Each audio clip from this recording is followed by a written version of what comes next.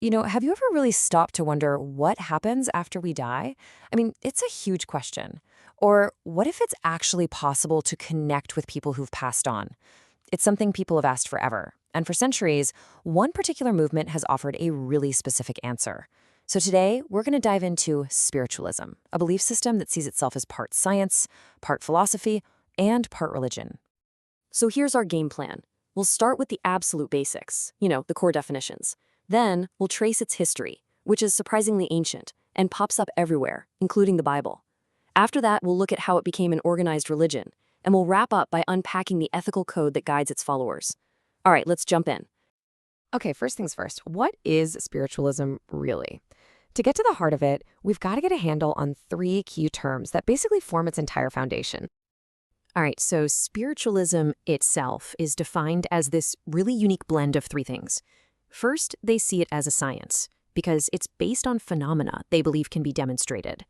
It's also a philosophy that offers a whole worldview. And finally, it's a religion that gives a moral framework. But the one thing, the absolute linchpin holding it all together, is the practice of mediumship. So then what's a spiritualist? Well, it's not just someone who passively believes.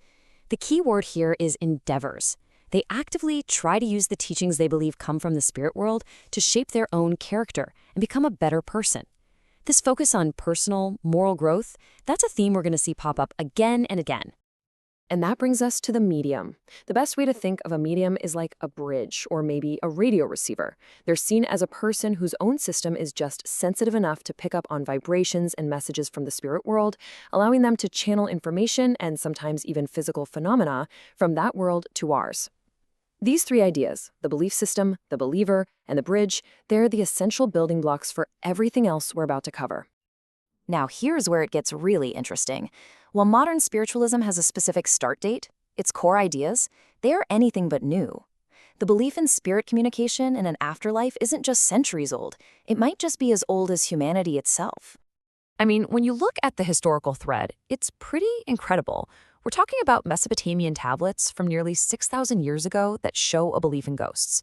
You have an Egyptian pharaoh, Akhenaten, who supposedly switches to monotheism because of the spirit manifestation. And even these foundational figures of Western thought, like Pythagoras and Socrates, were described as being psychic or being guided by spirit voices. It's wild. And this wasn't just happening in one part of the world. Not at all. In ancient Egypt, the entire religion was centered on the afterlife, and they even built tombs with so-called false doors for spirits to communicate. In China, they used oracle bones to speak with ancestors. The Vedas in India are just filled with references to spirits, and of course, Native American traditions are incredibly rich with stories of spirit guides and manifestations. The point is pretty clear. This seems to be a universal human thing. Now for a connection that you might not see coming. From a spiritualist point of view, one of the most important textbooks on spirit communication is, get this, the Bible. Yeah, they see it as a record of mediumship running from Genesis all the way through Revelation. So, looking at it through this lens, the great prophets of the Old Testament, figures like Amos, Isaiah, and Daniel, they weren't just religious leaders. They were essentially seen as mediums, acting as channels for guidance, for visions, and for prophecies that came directly from a spiritual source. There's also this fascinating way of looking at the New Testament. The first three Gospels, Matthew, Mark, and Luke, they tend to focus more on Jesus' actions and his earthly stories. But the Gospel of John, that one's seen as totally different. It's way more spiritual and philosophical right from the very first line, suggesting a deeper, more direct connection to the divine spirit, which is a lot like the kind of communication spiritualists seek. This passage right here from Paul's letter to the Corinthians is considered absolutely key. It actually lists out spiritual gifts, things like wisdom, prophecy, and discerning of spirits. For spiritualists, this is pretty much direct scriptural proof that these abilities are real and that they're given by a divine spirit for the good of everyone. Okay, so we've seen the ancient roots and we've looked at the biblical connections, but how did all these ideas turn into a modern organized religion? Well, that brings us to the Independent Spiritualist Association, or the ISA. The year to remember is 1924. This was the pivotal moment. After decades of widespread interest but not a lot of structure, this was when all these scattered groups and beliefs finally started coming together to form the official organization that still exists today. And the driving force behind it all was a medium named Amanda Cameron Flower. She had this really unique vision for an organization that could offer unity and protection, but, and this is the important part, it would still give individual churches total freedom in how they worshiped. Her guiding principle was simple but so powerful: togetherness with independence. Now, at the very heart of the ISA are these 9 core declarations. They cover the big picture stuff, like a belief in an infinite intelligence, or what many would call God.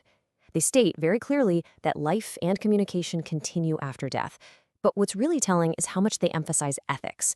The golden rule is the highest morality. You, the individual, are responsible for your own happiness, and the door to self-improvement is never, ever closed. It's this powerful mix of spiritual belief and just grounded practical morality. So how do all these big beliefs actually translate into daily life? Right, for our final section, let's look at the ethical code that turns this whole philosophy into a practical guide for how to live.